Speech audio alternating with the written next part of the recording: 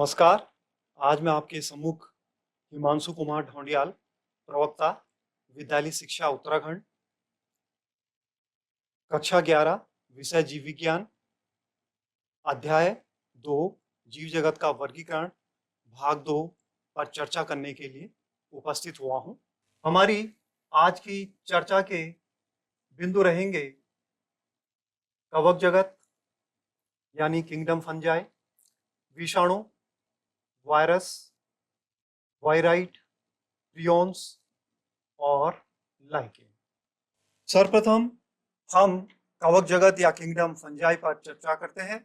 बच्चों, कवक ऐसे परपोषी जीव होते हैं जिनका परपोषी जीवों में विशेष स्थान है। इनकी संरचना व वास स्थानों में बहुत अधिक भिन्नता पाई जाती है, अर्थात यह अनेक भिन्न भिन्न प्रकार के स्थानों में निवास करते हैं, इसलिए इनकी विविधता भी बहुत अधिक पाई जाती है। यहाँ पर आप कवक का एक प्रतिनिधि के रूप में मशरूम का चित्र भी देख रहे होंगे, तो कवक से हर कोई जाने अनजाने परिचित है। नम रोटी, सड़े हुए फलों में आपने कवक को अवश्य देखा होगा। खासकर बरसात के मौसम में आपने खाने की चीजों में कवक या फफूंद को लगे हुए अवश्य देखा होगा। अपने दैनिक जीवन में हमने कवक को मशरूम और कुकुरमुत्ता के रूप में भी देखा है, और मशरूम का सेवन तो हर एक व्यक्ति ने कभी न कभी किया ही होगा। इसके साथ साथ कुछ रोगों में भी इस कवक को हम देखते हैं, जैसे सरसों की पत्ती में सफेद धब्बे जो पाए जाते हैं वे कवक की वजह से ही होते हैं। बच्चों, अब हम देखते हैं आगे हमें कवक किस रूप में दिखाई देता है। जैसे आपने एक कवक का नाम सुना होगा जिसे हम ईस्ट कहते हैं, जो अक्सर हमारे खाद्य पदार्थों में खमीर बनाने में इस्तेमाल में लाया जाता है, और इस एक कोशिकीय ईस्ट नाम के कवक से हम डबल रोटी बनाते हैं और बियर भी बनाते हैं, अर्थात इसका बेकरी उद्योग में और अल्कोहल के उद्योग में बहुत बड़ा योगदान होता है।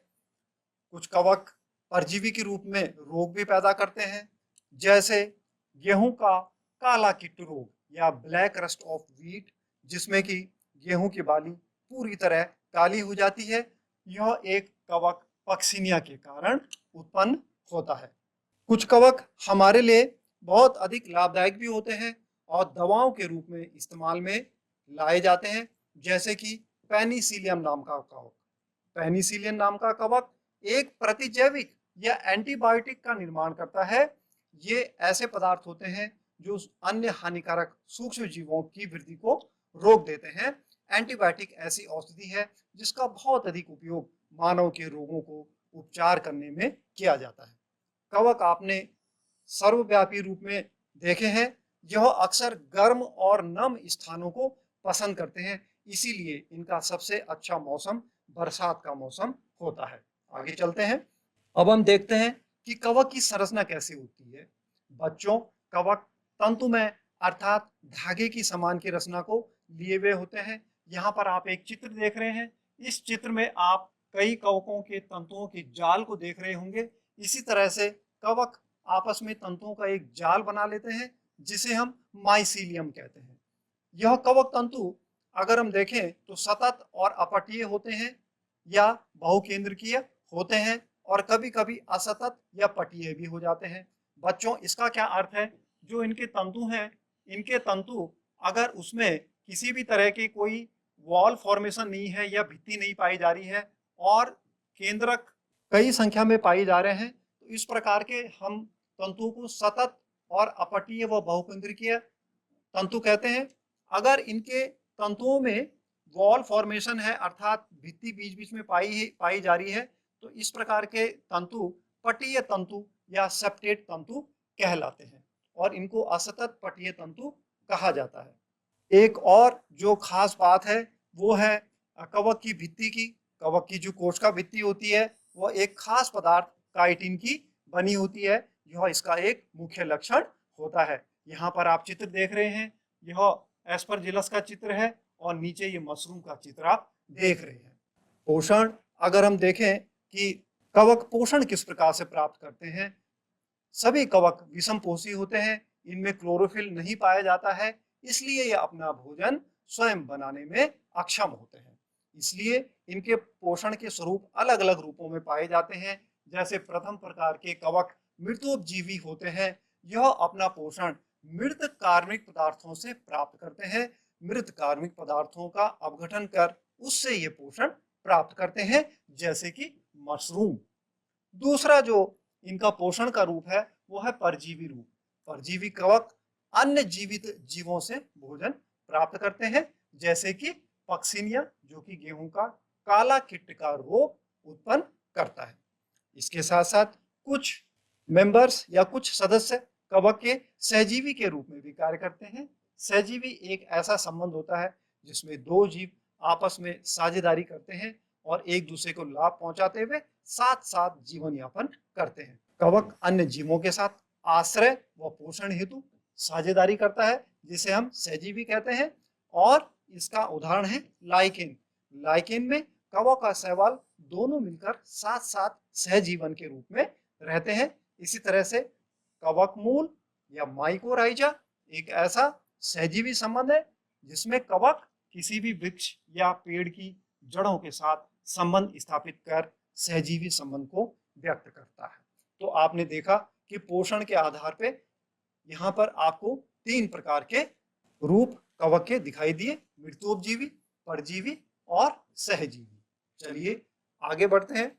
अब हम देखते हैं कि जनन इनमें किस प्रकार का पाया जाता है। बच्चों, कवक में जनन की सभी विधियां पाई जाती हैं, चाहे वो फिर कायिक जनन हो, अलैंगिक जनन हो या लैंगिक जनन हो। कायिक जनन अर्थात इनके शरीर का कोई भाग टूटकर नए तंतु का निर्माण कर दे। कायिक जनन का इनका जो विधि है वो है खंडन के द्वारा, विखंडन के द्वारा या मुकुलन के द्वारा। इन तीनों विधियों से इनके द्वारा कायिक जनन प्रदर्शित किया जाता है। अलैंगिक जनन या असेक्सुअल रिप्रोडक्शन में हम देखेंगे तो इनमें कुछ विशेष प्रकार के बीजाणुओं के द्वारा यह अलैंगिक जनन होता है। यह बीजाणु अक्सर कोनिडिया कहलाते हैं और साथ में कभी कभी चल बीजाणु भी इनमें बन जाते हैं। ये कोनिडिया, इनमें विशेष प्रकार के जो बीजाणुधानी होती है, उन बीजाणुधानी के अंदर ये कोनिडिया नाम के बीजाणु बन जाते हैं और फिर इस बीजाणुधानी के फटने पर ये कोनिडिया नीचे बिखर जाते हैं और फिर नए कवक तंतुओं को जन्म देते हैं। कभी कभी कुछ कवक लैंगिक जनन भी प्रदर्शित करते हैं और इसके लिए इनके अंदर कुछ विशिष्ट किस्म के लैंगिक बीजाणु उत्पन्न होते हैं, जैसे ऊस्पोर, एस्कस बीजाणु व बेसिडियम बीजाणु। यह लैंगिक बीजाणु अक्सर इनमें पाए जाने वाले फलनकाय या फ्रूटिंग बॉडी में उत्पन्न होते हैं। यहाँ पर मैं बता दूं कि फलनकाय क्या है। जो आप मशरूम देखते हैं, मशरूम वास्तव में कवक का फलनकाय ही होता है। जो कवक का शेष माइसिलियम होता है वह जमीन के अंदर होता है और बाहर से मशरूम के रूप में आप उसका फलनकाय ही देखते हैं, जिसमें कि उसके लैंगिक बीजाणु पाए जाते हैं। लैंगिक जनन में कवक में 3 चक्र पाए जाते हैं। पहला स्टेप होता है प्लाज्मोगैमी। प्लाज्मोगैमी में 2 चल या अचल युग्मक आपस में संयुग्मित हो जाते हैं, मिल जाते हैं। अलग अलग स्ट्रेन के 2 युग्मक, एक प्लस स्ट्रेन का युग्मक और दूसरा माइनस स्ट्रेन का युग्मक आपस में मिलता है, तो इस घटना को हम प्लाज्मोगैमी कहते हैं। प्लाज्मोगैमी के पश्चात जो दूसरा चरण होता है उसे हम केंद्रक संलयन कहते हैं। केंद्रक संलयन अर्थात केंद्रकों का आपस में मिलना।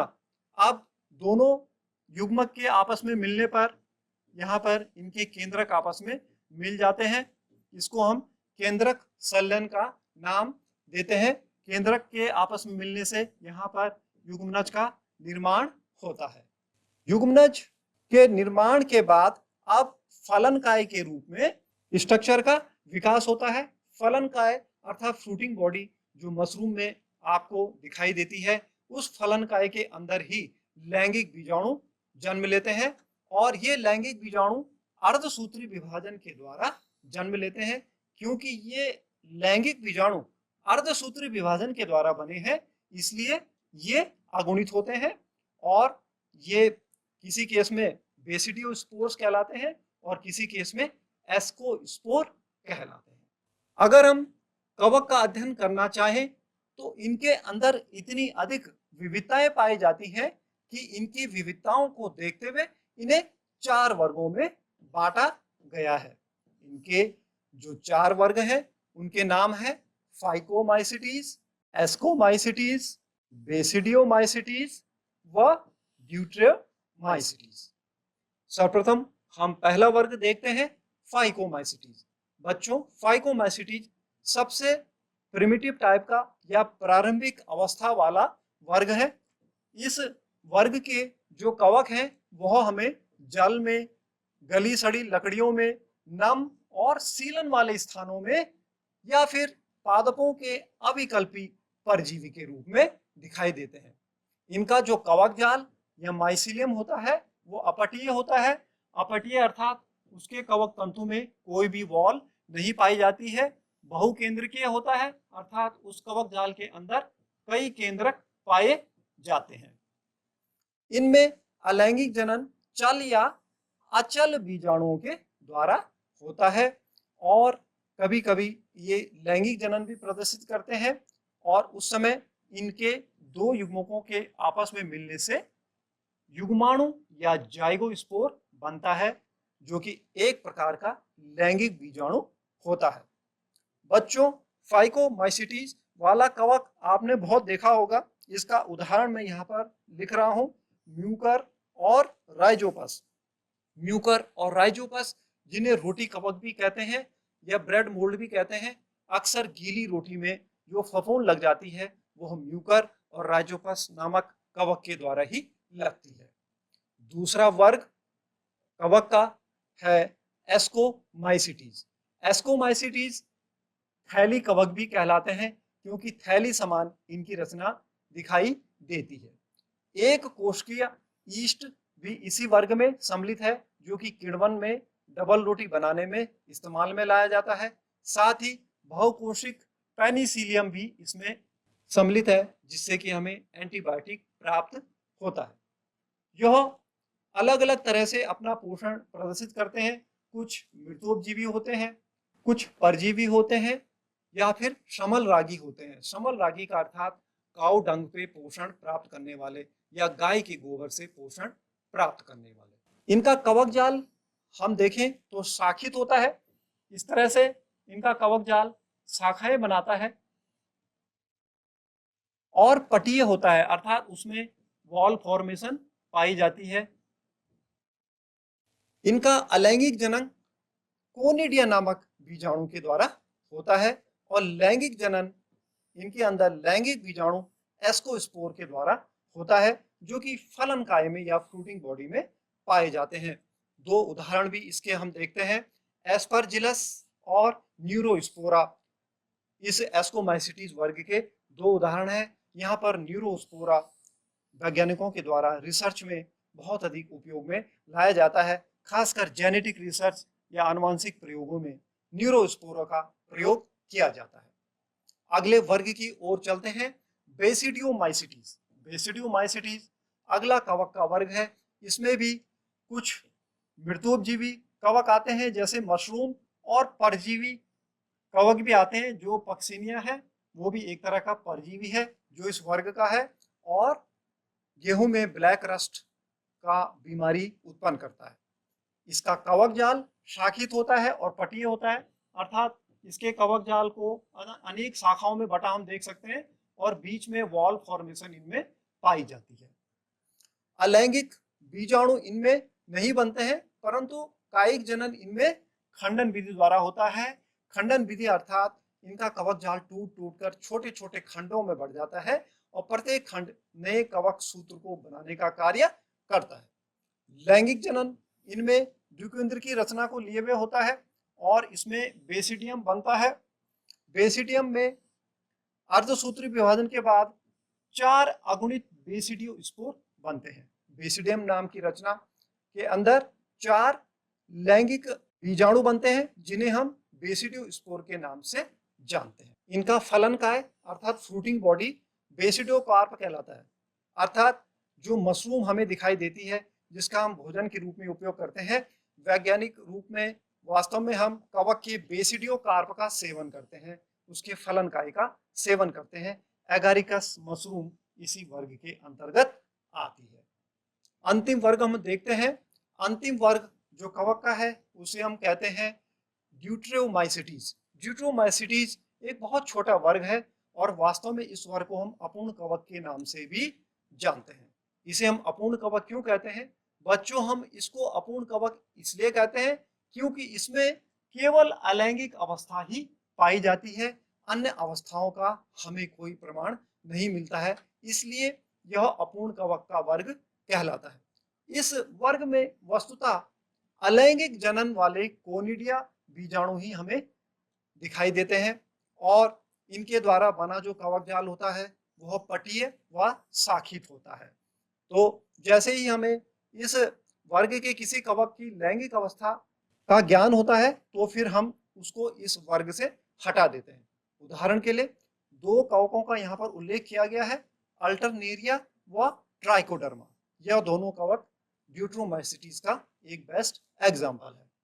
बच्चों, कवक जगत का अध्ययन करने के पश्चात 5 जगतीय वर्गीकरण में कुछ ऐसे जीव भी हैं जिनको सम्मिलित नहीं किया जा सका क्योंकि उनमें कोशिका जैसी संरचना नहीं पाई जाती है और उनमें से जो सबसे प्रमुख रचना है उसे हम कहते हैं विषाणु या वायरस।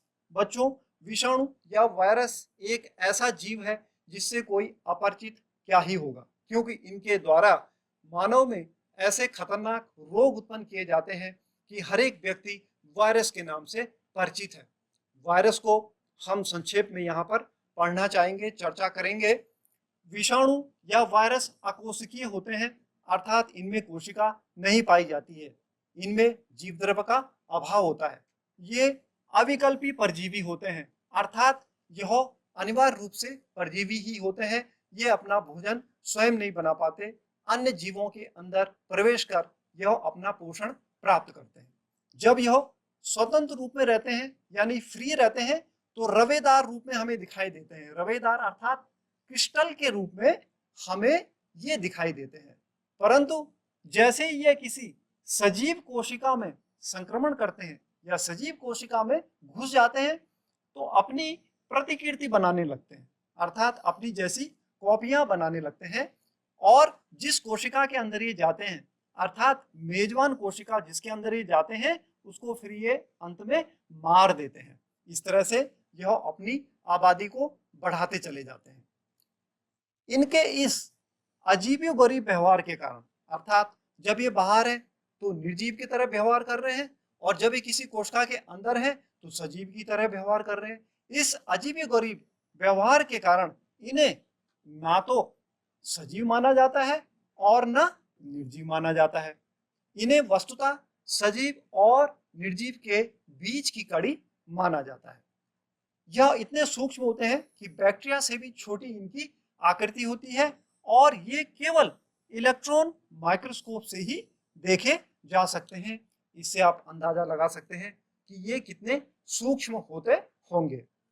प्रथम वायरस की खोज इवानोवस्की ने 1892 में तंबाकू के पौधे में करी थी। तंबाकू के पौधे में पाए जाने वाले मोजेक रोग के वायरस को सर्वप्रथम इवानोवस्की ने खोजा था। यहाँ पर आप वायरस के दो चित्र भी देख रहे हैं। ऊपर वाला चित्र जीवाणु भोजी वायरस का है, बैक्टीरियोफेज जिसको हम कहते हैं, और नीचे वाला चित्र उसी वायरस का है जिसकी खोज इवानोवस्की ने की थी, अर्थात तंबाकू मोजेक वायरस, जिसे हम TMV के नाम से शॉर्ट में जानते हैं। आगे बढ़ते हैं और समझते हैं कुछ और बात वायरस के संबंध में। वायरस अगर हम रासायनिक रूप से देखें तो इनमें क्या पाया जाता है, ये न्यूक्लियोप्रोटीन के कण होते हैं, यानी इसमें केवल जो है न्यूक्लिक एसिड और प्रोटीन ही पाई जाती है। बाहर से प्रोटीन का एक खोल होता है, एक आवरण होता है। प्रोटीन के इस आवरण को हम कैप्सिड कहते हैं और इस कैप्सिड के भीतर, इस प्रोटीन के आवरण के भीतर आनुवांशिक पदार्थ के रूप में या तो डीएनए पाया जाता है या फिर आरएनए पाया जाता है। प्रायः सभी पादप वायरस में, वायरस भी दो तरह के होते हैं, कुछ वायरस पादपों के अंदर जो है प्रवेश करते हैं, पादपों को मेजबान के रूप में इस्तेमाल में लाते हैं, और कुछ वायरस जंतु वायरस होते हैं। सभी पादप वायरस में एक लड़ी वाला आरएनए होता है, अर्थात सिंगल स्ट्रैंडेड आरएनए होता है। जैसे कि यहाँ पर आप देख रहे हैं, ये टीएमबी का चित्र बना हुआ है, यानी तंबाकू मोजेक वायरस का चित्र बना है। इसके अंदर ये गुलाबी रंग की जो आपको स्पाइरल दिखाई दे रही है, ये आरएनए है जो कि सिंगल लड़ी वाला है, सिंगल स्ट्रैंडेड वाला आरएनए आपको इसमें दिखाई दे रहा है, क्योंकि ये एक प्लांट वायरस है। जंतु वायरस में एक अथवा दोहरी लड़ी वाला डीएनए होता है या फिर आरएनए भी हो सकता है, लेकिन दोनों आनुवांशिक पदार्थ में से केवल एक ही आनुवांशिक पदार्थ वायरस में पाया जाता है, या तो डीएनए पाया जाएगा या फिर आरएनए पाया जाएगा। दूसरा वाला ये चित्र आप देख रहे हैं, ये जीवाणुभोजी वायरस है, अर्थात वैसा ये वायरस जो जीवाणुओं का भक्षण करता है। मनुष्यों में कई रोग वायरस के द्वारा उत्पन्न होते हैं, कई घातक रोग आप देखते हैं। कोरोना महामारी यह भी वायरस के द्वारा ही, कोविड-19 वायरस के द्वारा फैली थी, और बर्ड फ्लू, डेंगू जैसी खतरनाक बीमारियां, एड्स जैसी खतरनाक बीमारी भी वायरस के द्वारा ही उत्पन्न होती है। मम्प्स, चेचक, हर्पीस, एड्स, ये सब बीमारियां वायरस के द्वारा ही उत्पन्न होती है। वायरस से ही मिलता जुलता अगला जो जीव है उसका नाम है वायराइड। वायराइड की खोज बहुत पुरानी नहीं है। वायराइड की खोज डायनर ने 1971 में करी, और ये पाया कि यह एक संक्रामक कारक है, अर्थात यह इन्फेक्शन पैदा करता है। और यहाँ पर ध्यान देने वाली बात यह है कि इसकी जो आकृति होती है वो वायरस से भी छोटी होती है। कितना छोटा तो वायरस होता है, और वायराइड उससे भी छोटा होता है। और डायनर ने देखा कि यह वायराइड पोटैटो अर्थात आलू में एक बीमारी पैदा करता है, जिसको हम पोटैटो स्पंडल ट्यूमर रोग कहते हैं। पोटैटो स्पंडल ट्यूमर रोग का कारक यह वायराइड होता है। बाद में अन्य वायराइड भी खोजे गए, जो कि सभी विभिन्न प्रकार के रोग उत्पन्न करते हैं। अब हम देखते हैं कि इस वायराइड में होता क्या है।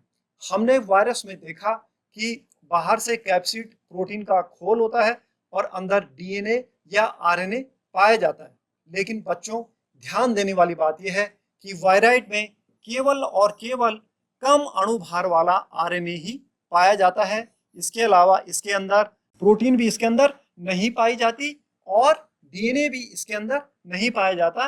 ये मात्र कम अणुभार वाले आरएनए के कण होते हैं जो कि संक्रमण उत्पन्न करते हैं। आधुनिक विज्ञान की खोज में एक और नए जीव का पता लगा, जिसको हम जानते हैं प्रियन। प्रियन के नाम से हम एक और जीव को जानते हैं, हालांकि इसे जीव भी हम पूर्णतः नहीं कह सकते हैं। यह वायरस की आकृति के समान के प्रोटीन के कण होते हैं। यहाँ पर ध्यान देने वाली बात यह है कि ये मात्र प्रोटीन के कण होते हैं। इनमें ना तो डीएनए पाया जाता है और ना आरएनए पाया जाता है, और ये कुछ संक्रामक बीमारियां उत्पन्न करते हैं जो कि न्यूरो संबंधी होती है, अर्थात मानसिक रोग ये उत्पन्न करते हैं। और ब्रिटेन में सर्वप्रथम इनको मैड काउ बीमारी का कारक माना गया, अर्थात गायों में पागलपन वाली जो बीमारी थी वो इन प्रियंस के द्वारा ही उत्पन्न हुई। तो यहाँ पर एक बार हम ये देखें कि वायराइड और प्रियंस कैसे एक दूसरे से अलग होते हैं। वायराइड में कम अणुभार वाला आरएनए पाया जाता है, जबकि प्रियंस में केवल प्रोटीन ही पाई जाती है और डीएनए आरएनए नहीं पाया जाता है। एक अंतिम हमारा जीव है जो कि 5 जगतीय वर्गीकरण में शामिल नहीं किया जा सका, उसका नाम है लाइकेन। लाइकेन क्या है? लाइकेन सहजीवी संबंध होता है। सहजीवी संबंध उस संबंध को कहते हैं जिसमें 2 या 2 से अधिक जातियां एक दूसरे को लाभ पहुंचाते हुए साथ साथ जीवन यापन करती हैं। यहाँ पर दो जातियां जो साथ साथ रह रही हैं वे हैं शैवाल और कवक। शैवाल और कवक आपस में साथ साथ साझेदारी करते हैं और इस संबंध को हम लाइकेन के नाम से जानते हैं। इनमें शैवाल का घटक शैवलांश कहलाता है और कवक का घटक कवकांश कहलाता है। और यह दोनों एक साथ क्यों रहते हैं? दोनों एक दूसरे को लाभ पहुंचाने के लिए एक साथ जीवन यापन करते हैं। शैवाल कवक को भोजन प्रदान करता है क्योंकि शैवाल स्वपोषी होता है और प्रकाश संश्लेषण के द्वारा स्वयं भोजन बनाने में सक्षम होता है। उस भोजन को वह कवक को प्रदान करता है। और कवक शैवाल को क्या देता है? कवक जो है शैवाल से आश्रय प्राप्त करता है और साथ में कवक के द्वारा शैवाल को जल व खनिज लवण प्रदान किए जाते हैं। बच्चों, कवक की अवशोषण क्षमता बहुत अधिक होती है और उसकी इस अच्छी अवशोषण क्षमता का इस्तेमाल इस लाइकेन में किया जाता है और इसलिए कवक के द्वारा शैवाल को जल व खनिज लवण प्रदान किया जाता है। लाइकेन की एक बहुत इंटरेस्टिंग बात मैं आपको बताऊंगा कि लाइकेन इतने सेंसिटिव होते हैं, इतने संवेदनशील होते हैं कि ये किसी भी प्रदूषित क्षेत्र में नहीं पाए जाते हैं। जहाँ पर प्रदूषण हो, उद्योग लगे हों और बहुत अधिक मानव जनित गतिविधियां हो, वहाँ पर ये लाइकेन नहीं पाए जाते हैं। इनके प्रदूषित क्षेत्रों में न पाए जाने के कारण इनको प्रदूषण संकेतक भी कहा जाता है, अर्थात एनवायरमेंटल इंडिकेटर भी इनको कहा जाता है। लाइकेन के साथ साथ यहाँ पर आपको बताऊं कि तितली को भी पॉल्यूशन इंडिकेटर कहा जाता है। जहाँ जहाँ पॉल्यूशन होगा, प्रदूषण होगा, वहाँ पर तितली और लाइकेन नहीं पाए जाते हैं। अब आगे बढ़ते हैं आज की चर्चा के मूल्यांकन पर। आज की चर्चा का मूल्यांकन हम करना चाहेंगे। सर्वप्रथम जो प्रश्न है हमारा कि शैवलांश और कवकांश क्या है, जिसका हमने जिक्र अभी कुछ देर पहले लाइकेन में किया था। दूसरा हमारा प्रश्न है कि कवक जगत के विभिन्न वर्गों की पोषण व जनन के आधार पर तुलना करें। पोषण व जनन के आधार पर जो अलग अलग कवकों के वर्ग हमने पढ़े, उनकी आपने तुलना करनी है। तीसरा जो हमारा महत्वपूर्ण प्रश्न है वो है वायरस व विरोइड। वायरस व विरोइड में आपने अंतर करना है। विरोइड या वायराइड एक ही बात है। वायरस और विरोइड में आपने अंतर हमें बताना है। चौथा जो हमारा प्रश्न है कि वायरस जनित किन्हीं 4 रोगों के बारे में आपने हमें बताना है। आज की हमारी इस चर्चा में हमने जो बिंदु लिए, सर्वप्रथम कवक जगत या किंगडम फंजाई, दूसरा विषाणु या वायरस, तीसरा विरोइड और चौथा प्रियॉन्स के बारे में हमने जानकारी प्राप्त करी। आपके गृह कार्य के लिए हम आपको एक रचनात्मक गतिविधि देंगे। किसी नजदीकी अस्पताल में जाकर आप किसी डॉक्टर से कवक जनित या किसी वायरस जनित बीमारी के लक्षण, कारण व उपचार पता करेंगे। आज आपने इस चर्चा में भाग लिया, इसके लिए आपका बहुत बहुत धन्यवाद। नमस्कार।